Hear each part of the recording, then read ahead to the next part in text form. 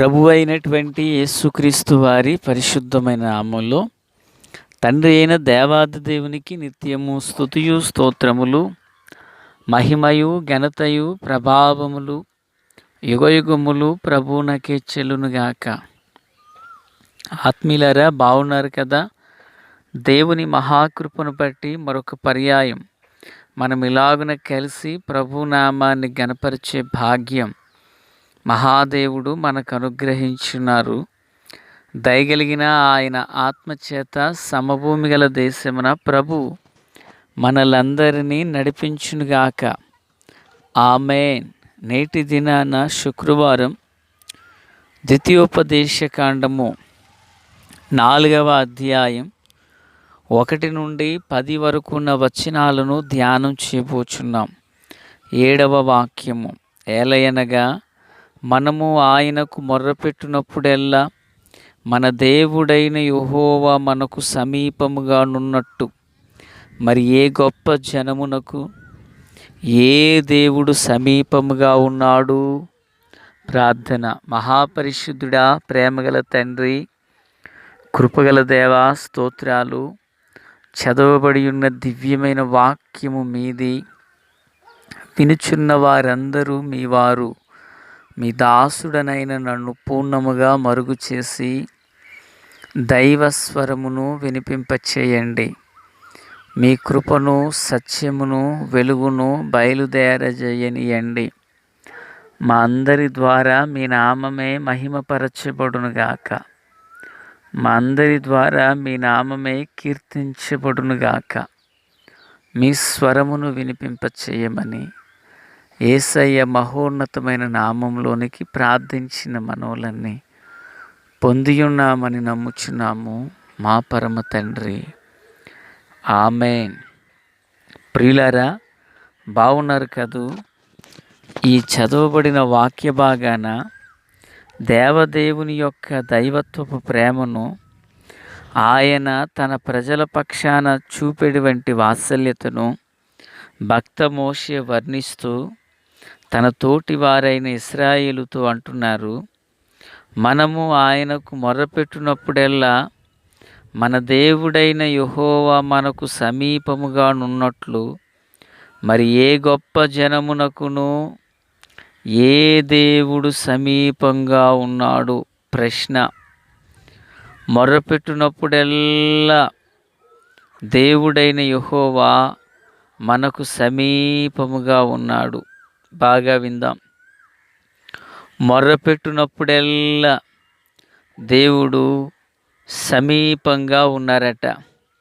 ఈ మాటలు వినుచున్న ఆత్మీయులారా, గడిచిన దినాన ప్రార్థనకు జవాబు రాకపోవడానికి గల కారణం ఏంటి అని లేఖనంలో మనము ధ్యానం చేసాం కదా. అయితే అసలు ప్రార్థనను విషయంలో దేవుడు ఎంతటి శ్రద్ధను వహిస్తున్నారు అనే సంగతిని మనం ఇక్కడ చూస్తున్నాము. దేవుడు తన ప్రజల కొరకు, దేవుడు తన ప్రజల పక్షమున ఎంతటి సహాయకుడై ఉన్నారో చూడండి. మరి దేవుడు దేవుని సన్నిధిలో చేయబడిన ప్రార్థనకు వెనువెంటనే దేవుడు జవాబు ఇవ్వాలంటే ఆ చేసేటువంటి వ్యక్తులు ఎలాంటి వారై ఉండాలి, ఏమై ఉండాలి, ఎట్టి అనుభవాలను కలిగి ఉండాలనేది ఈరోజు మనం వాక్యం ధ్యానం చేయబోతున్నాం.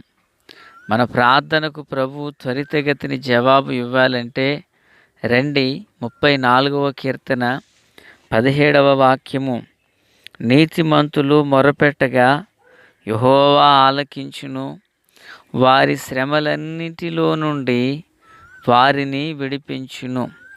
దేవుని నామానికి స్తోత్రాలు. వింటున్నారు కదా ప్రియులారా? దేవుడు మన ప్రార్థనకు జవాబు ఇచ్చుటకు గాను మన దేవుడు ఇశ్రాయేలీలు ప్రార్థన చేసినప్పుడల్లా వారికి సమీపముగా ఉండుటకు గల కారణం, ప్రార్థన ఆలకించే దేవుడు ఎవరి మొరను వినబోచున్నారు, వింటున్నారు ఆయన? నీతిమంతులు మొరపెట్టగా. లోకంలో నీతిమంతులు ఎవరు? వాక్యం సెలవిస్తుంది, నీతిమంతుడు ఒక్కడును లేడు, అందరూ పాపము చేసి దేవుడు అనుగ్రహించు మహిమను పొందలేకపోతున్నారని. కనుక ప్రియులారా, మనము దేవుని పిల్లలుగా ఉన్నాము, దేవుని సన్నిధిని వెతుకుచున్నాము. మన ప్రార్థనకు ప్రభువు జవాబును అనుగ్రహించవలెనంటే వాక్యం సెలవిస్తుంది, నీతిమంతులు మొర్రపెట్టగా, వింటున్నారా? నీతిమంతులు మొర్రపెట్టగా ఆయన ఆలకించును, వారి శ్రమలన్నింటిలో నుండి ఆయన వారిని విడిపించును అని చూస్తున్నాం. అంటే దేవుడు మన ప్రార్థనకు జవాబును అనుగ్రహించాలి అంటే ఆధ్యాత్మిక దైనందిన చిన్న జీవితంలోనట మనము నీతిమత్వమును కలిగిన వారమై, నీతిని అనుసరించిన వారముగాను, నీతిని వెంబడించు వారిగాను, నీతిమత్వమును కలిగి జీవించువారిగాను ఉండాలని ప్రభువారు ఆశిస్తున్నారు. దేవునికి స్తోత్రం. మన ప్రార్థనకు జవాబు రావాలంటే కొండలు ఎక్కనక్కరలేదు, మెట్టలు గుట్టలు దిగనక్కరలేదు. ప్లరా వాక్యం సెలవిస్తుంది, నీతిమంతులు మొర్రపెట్టగా. నీతి అనగా ఏమి? అబ్రహామును గురించి ప్రభువు చెప్పారు, అబ్రహాము దేవుని నమ్మెను, అది అతనికి నీతిగా ఎంచబడెను అని చూస్తున్నాం కదూ. అంటే ఎవరైతే దేవుని నమ్ముతారో, ఎవరైతే దేవుని యందు విశ్వసిస్తారో, ఆ నమ్మకం ఆ మనుష్యుని నీతిమంతునిగా చేస్తుంది. దేవునికి స్తోత్రం. ఆ నీతిమంతుడు మొరపెట్టుట ప్రభువు ఆలకిస్తున్నారు. ఇక రెండవ మాట, 34వ కీర్తన 18వ వచనం, విరిగిన హృదయము గలవారికి యెహోవా ఆసన్నుడు, నలిగిన మనస్సు గలవారిని ఆయన రక్షించును. వింటున్నారా ప్రియులారా? విరిగిన హృదయము గలవారికి